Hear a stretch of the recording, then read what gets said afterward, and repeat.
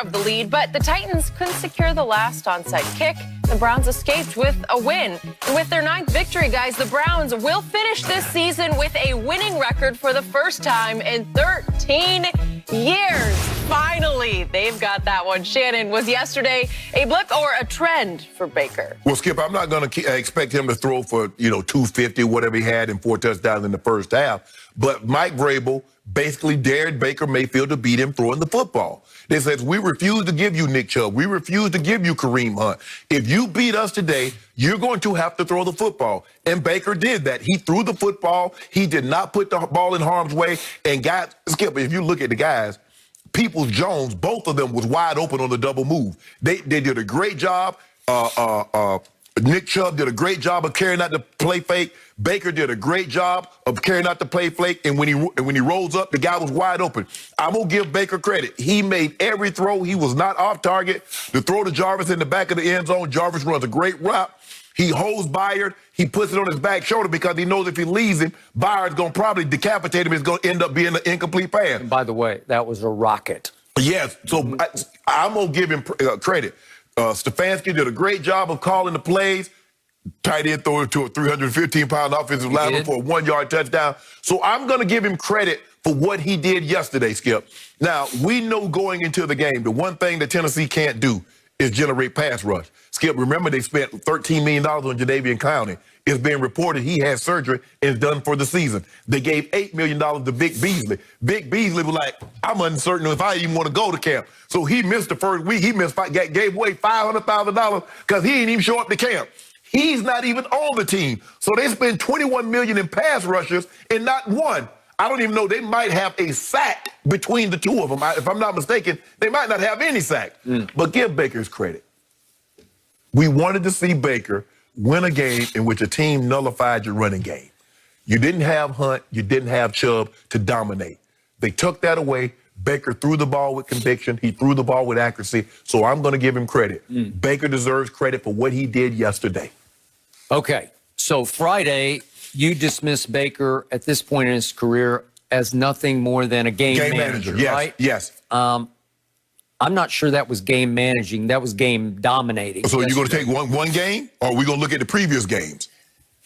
That was the third time this year, the third week this year in the NFL, that Baker Mayfield has led the entire league in QBR for a weekend, okay?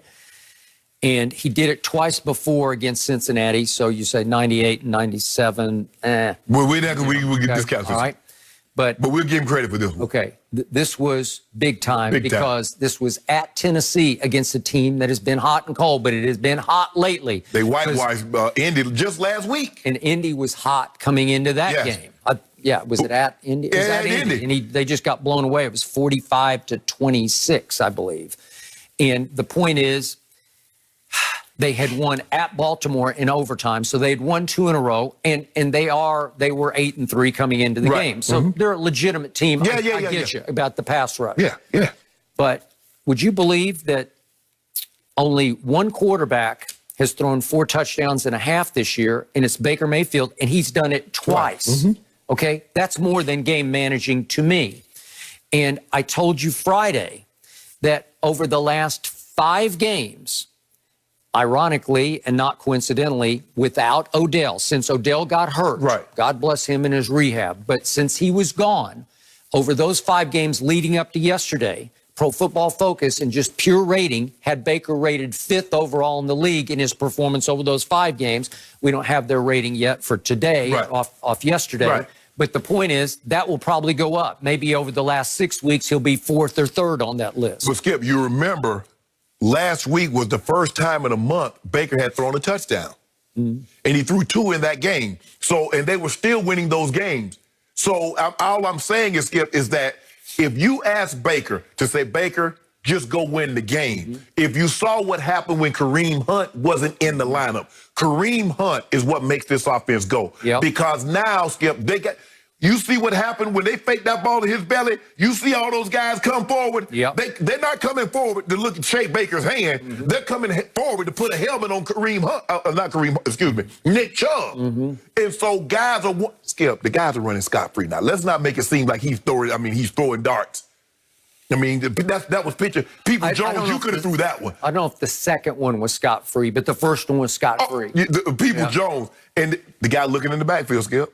I mean, you got Peoples Jones.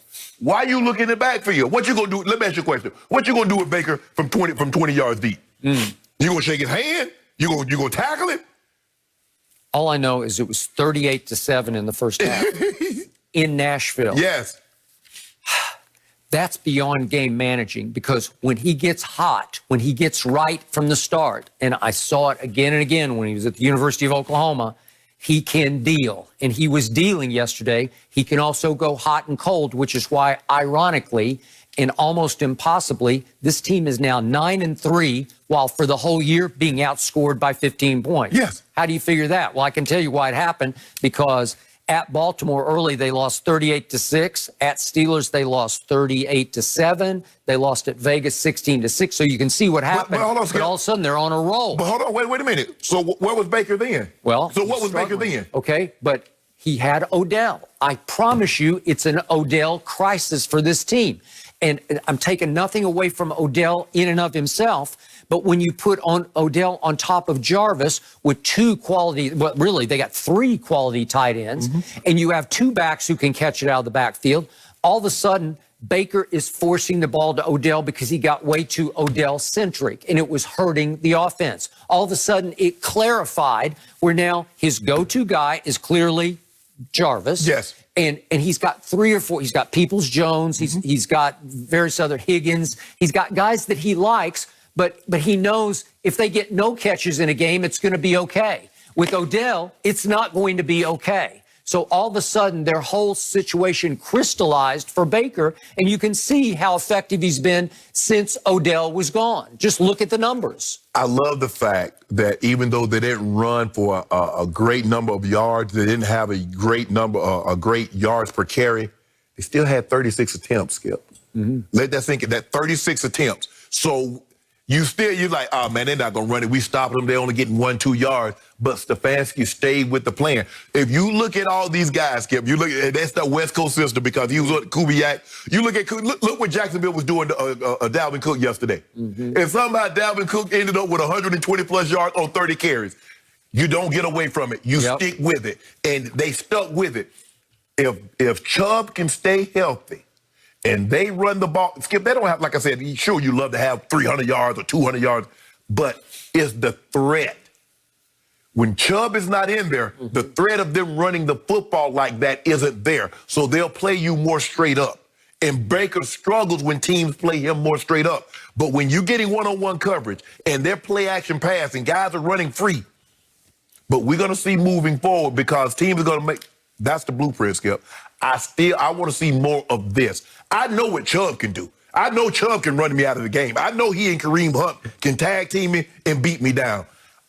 I need to see more of Baker playing this consistently over a longer period of time. I thought you used to be his biggest fan after I was his biggest fan. Then all of a sudden you tried to preempt me and start driving the bandwagon. No. You were saying shake and bake. Oh, shake and bake. Right? Skip. What happened?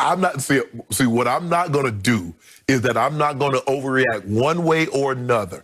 I had seen over a period of time. I think you did overreact, and then you unreact. No, Skip. See, you make it seem like a game manager is a guy that can't play. He can make plays, and sometimes that's what you need to be. Sometimes we get so caught up. Oh man, he needs to throw, and show everybody. No.